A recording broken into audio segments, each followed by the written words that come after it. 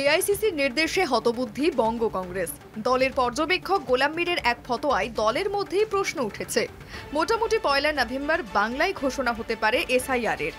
এটা ধরে নিয়েই 20 অক্টোবরের মধ্যে রাজ্য জুড়ে প্রায় 95,000 বুথ লেভেল এজেন্ট বা BLA-2 এর তালিকা পেশ করার নির্দেশ এআইসিসি নেতৃত্বের। প্রদেশ কংগ্রেসের পাল্টা প্রশ্ন, অসম্ভব কাজ। 12 দিনে 95,000 বুথ এজেন্ট পাবো কোথায়? কয়েকটি জেলা বাদ দিয়ে গোটা রাজ্যের BLA-1 এর তালিকা নির্বাচন কমিশনে ইতিমধ্যেই জমা করেছে প্রদেশ কংগ্রেস। তবে BLA-2 এর তালিকা এখনো রাজ্য নেতৃত্বের হাতেই আসেনি। প্রদেশ নেতাদের প্রশ্ন, এত কম সময়ে এই বিপুল BLA-2 বাছাই করা কিভাবে সম্ভব?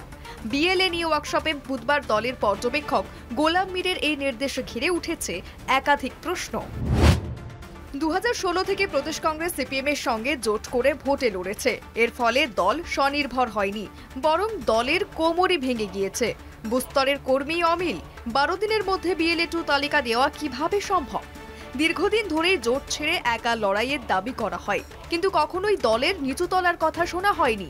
তাহলে BLA খোঁজার জন্য এভাবে ঘুরতে হতো না?